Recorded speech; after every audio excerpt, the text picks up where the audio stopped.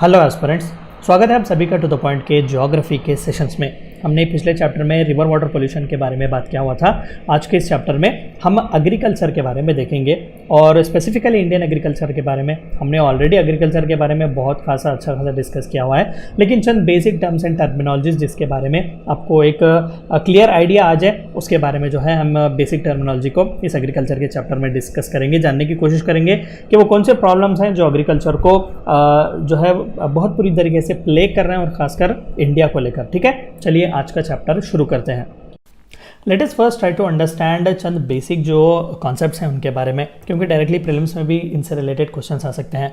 Agriculture क्या है? The art and science of cultivating soil, raising crops and rearing live stock including fishing and forest. Agriculture का मतलब सिर्फ crops नहीं होता है, अलाइड एक्टिविटीज़ भी इसमें आते हैं। देखो, द आर्ट एंड साइंस दोनों ही है। ये एक आर्ट भी है कि जिसे आप एग्जीक्यूट करते हैं, ये एक साइंस भी है जिसे आपको समझना है। Of cultivating soil, raising the crops, rearing the live stock, जो आप मुर्गियाँ, बकरे, गाय वगैरह जो पालते हैं, ये भी rearing the live stock, including fishing and forest also come under the category of agriculture. ये होलिस्टिक डेफिनेशन है एग्रीकल्चर का। कमर्शियल एग्रीकल्चर क्या है? कई बार पेपर वगैरह में पढ़ते रहते हैं, बात करते हैं, लेकिन हमें इसका करेक्ट अंडरस्टैंडिंग नहीं है। Farming in which farmer grows the crop with aim of selling it in the market. Agriculture देखिए दो टाइप्स के हो सकते हैं। पहला तो सब्सिस्टेंस एग्रीकल्चर, ठीक है,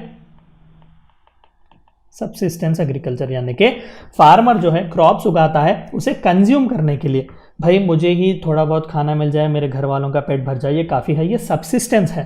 लेकिन कमर्शियल एग्रीकल्चर तब होता है जब फार्मर स्पेसिफिकली उस प्रोडक्ट को ले जाकर मार्केट में बेचने की कोशिश करता है और प्रॉफिट्स या फिर पैसा कमाने की कोशिश करता है। उसी को कमर्शियल एग्रीकल्चर कहते हैं। The sole purpose is to sell it in the market. Cash crops क्या होते हैं? Cash crops are those which are grown by the farmer to sell in the market, example tobacco and cotton. रोज़मर्रा की ज़िंदगी में जो हम consume करते हैं, राइस वगैरह, ये सभी जो है वो कैश क्रॉप्स के अंडर नहीं आते। ये स्पेसिफिकल गुड्स होते हैं, जैसे कि टोबैको, कॉटन वगैरह। इसे फर्दर जो है वो ले जाकर प्रोसेस किया जाता है और भी दूसरे गुड्स बनाने के लिए, तो इन्हें कैश क्रॉप्स कहा जाता है। ड्राई लैंड फार्मिंग क्या है? ड्राई लैंड फार्मिंग और dry farming is adopted in scanty rainfall areas, जहां पर रेनफॉल बहुत ही कम होता है या फिर होता ही नहीं है। Such type of crops are grown which require less irrigation facilities. कुछ ऐसे क्रॉप्स और कैटेगरीज वहां पर उगाए जाते हैं जिन्हें ज्यादा इरीगेशन की फैसिलिटीज की जरूरत नहीं होती, तो उसे ड्राई फार्मिंग कहते हैं। And quite opposite to that is wetland farming. It is a type of farming which is practised in high rainfall and irrigated areas, example cultivation of jowar and bajra. ये दोनों ऐसे क्रॉप्स हैं, हर हाल में आपको अच्छा खासा इरीगेशन चाहिए ही चाहिए। Again best example sugarcane के लिए भी अच्छा खासा इरीगेशन चाहिए, तो इसे वेटलैंड फार्मिंग कहते हैं। एक्सटेंसिव एग्रीकल्चर क्या होता है? Agriculture in which the agriculturist tries to get the greatest output by bringing more and more new land under the cultivation. बढ़ाने की ही वो कोशिश करता है, ज़्यादा से ज़्यादा नया लैंड, न्यू लैंड जो है वो अपने कल्टीवेशन के अंडर लाने की ही कोशिश करता है, ताकि ज़्यादा से ज़्यादा आउटपुट आ सके। थोड़ा एक step further then commercial agriculture. Fallow lands क्या होते हैं? Leaving the field free without growing a crop for recoupment of soil fertility, से फैलो लैंड्स कहते हैं। अगर एक लंबे अरसे तक, मान लेते हैं कि 2-3 साल या फिर 5 साल तक लैंड को छोड़ दिया गया है उसके हाल पर, ताकि वो फिर से अपनी फर्टिलिटी को जो है रीगेन कर सकें। बहुत लैंड डिग्रेडेशन के बाद या फिर बहुत से लैंड फर्टिलिटी लूज करने के बाद चाहिए कि हम उसे रीजनरेट होने के लिए छोड़ दें, तो इस तरीके के लैंड को फैलो लैंड्स कहते हैं।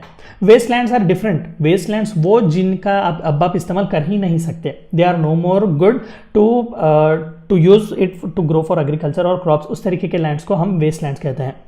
हॉर्टिकल्चर, ये तो सभी को पता है, intensive cultivation of vegetable, fruits and flowers.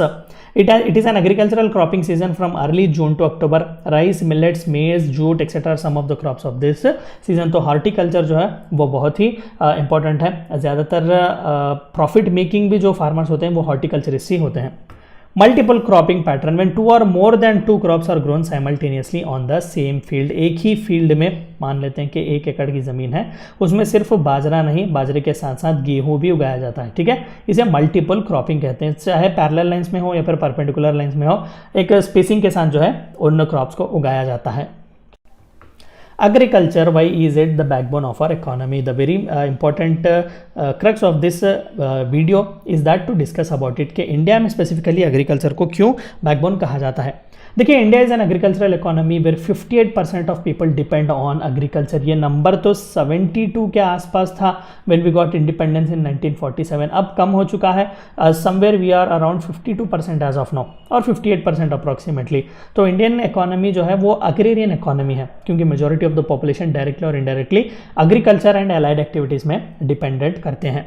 Net sown area still accounts for about 47% of the total cultivable area of India। ये भी अच्छा खासा ही अमाउंट है, अच्छा खासा टोटल कल्टिवेबल एरिया जो 47% तक है नेट सोन एरिया में।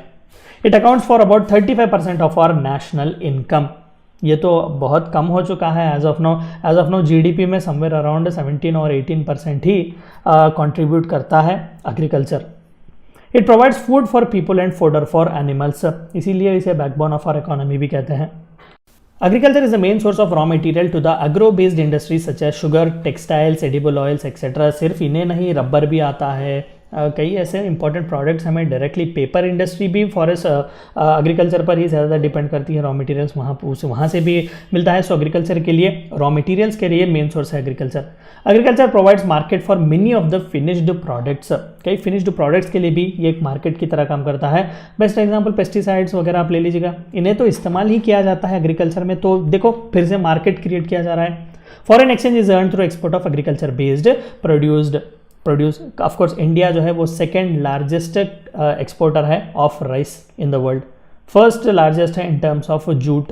ठीक है, तो ये सभी प्रोडक्ट्स जब हम बाहर गांव में भेजते हैं तो जाहिर सी बात है कि एक्सचेंज जो है वो हमारा बढ़ता है, इनकम कंट्री के लिए भी आती है और फार्मर्स के लिए भी आती है। ठीक है, तो ये थी चंद बातें आपको जाननी थी एग्रीकल्चर के बारे में। Thank you for watching my video.